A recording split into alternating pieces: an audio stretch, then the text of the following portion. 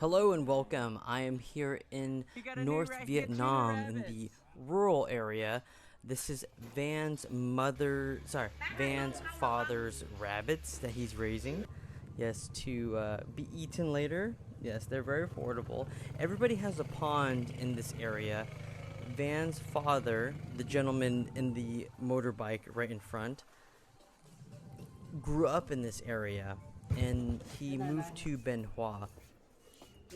This gentleman that you're going to see, all those doves right there, or pigeons, right? This area has a bunch of bonsai trees, and Van's grandfather, the gentleman in the black and white shirt that you just saw, is kind of a new person in this really small town. Like, everybody knows each other. And with him recently coming back, because he grew up here as a child, and this gentleman, that guy, who is literally motorbiking this whole bonsai tree, it took 8 guys, more than 8 guys, to lift that tree and put it on that cart. And he managed to convert that cart into a way that can transfer these bonsai trees, which are incredibly heavy. And everybody in town was staring at us and looking at us like, what the heck is going on? Because honestly, yeah, it is kind of weird and unique. But he was gifting Van's mother's dad, or Van's grandfather, this bonsai tree. We had a train of guys follow us to make sure it was going to be okay. Here is Van's mother making, well, a crab meat dish. Yes, what you do is you take the freshwater crab, and yes, they are still alive, but you crush them up, and when you crush them up and you boil the crushed up crab, the meat actually floats up, and then you can separate it from the shells, which is really interesting. But it's a little brutal that you get to like crunched up. There is the crab brains. You actually have to like open up the brains. But me and Hien, which is Van's cousin's wife, there she is. We decided to save one crab. Yeah. We threw him in, but he instantly like just hid her in the corner. But everybody has a pond, which is really Nó interesting. muốn mua này đem về Mỹ mẹ mua cho mua lắm luôn. Trời ơi là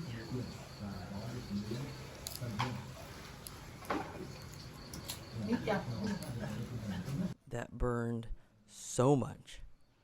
I mean, me being an ex-smoker, I just took a little bit of that, and I didn't want to cough like crazy and look like a loser, because I could have easily passed out or thrown up if I inhaled all of that Vietnamese tobacco. That is a Vietnamese tobacco pipe. In Vietnam, the tobacco culture is so heavy, and here is Van's grandfather. He just making fat rips. I could not. We decided to visit the This rice is where fields, rice comes from. This is where. and these trenches actually water the plants.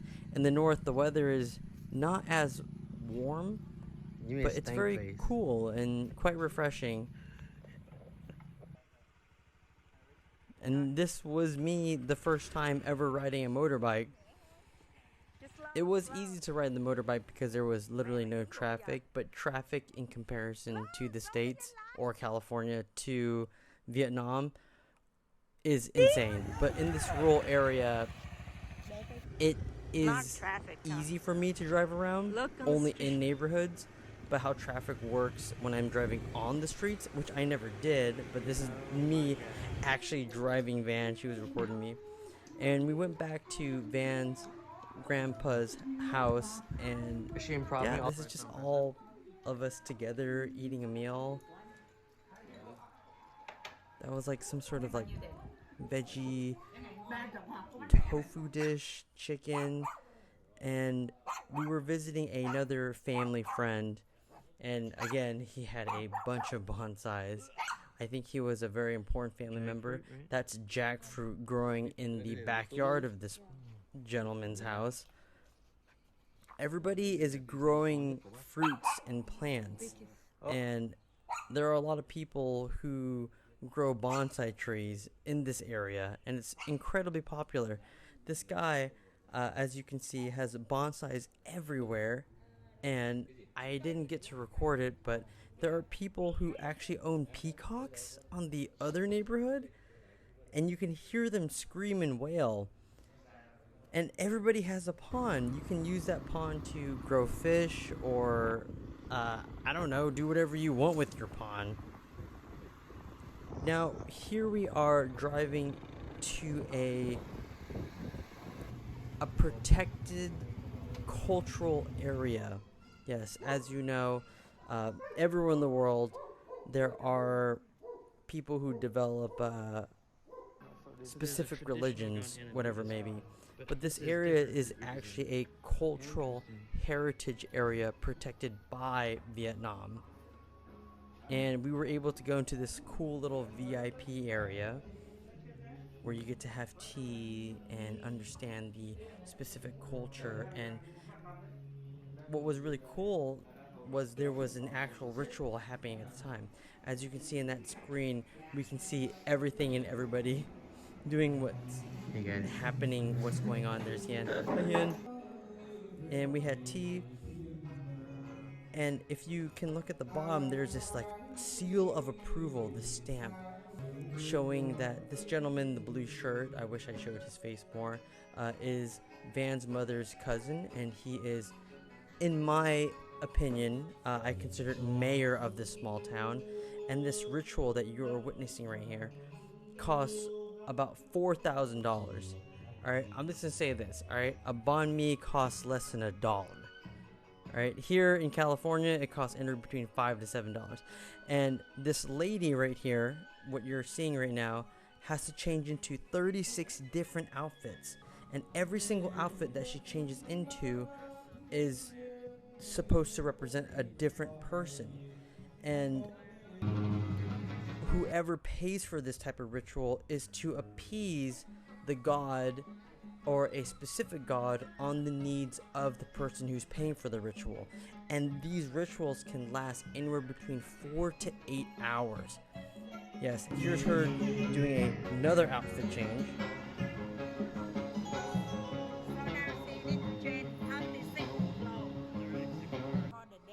And yes, the band is also paid for too. These are all effigies, but they look like piñatas. Yes, these are effigies that you can burn as an offering to the specific god of your choice. There's a giant bell. Yes, this whole area is truly unique to Vietnamese religion. Like, this is a truly original Vietnamese culture. And here she is, still doing the ritual. We stayed here for maybe 4 to 5 hours. 2 hours actually. Yeah, Van's correcting me, but it still felt like a long time. And she was doing fire or whatever it may be. But cool, interesting thing is, she would actually chew this type of nicotine plant. Here's our other gods, as you can see right there, and you can do a offering to them. And there is a lady, this lady right here, is basically a fortune teller, and then she will basically give you a number, and you can take that number and it will relate to a certain passage, and that passage, you can get it understood by a person who is there.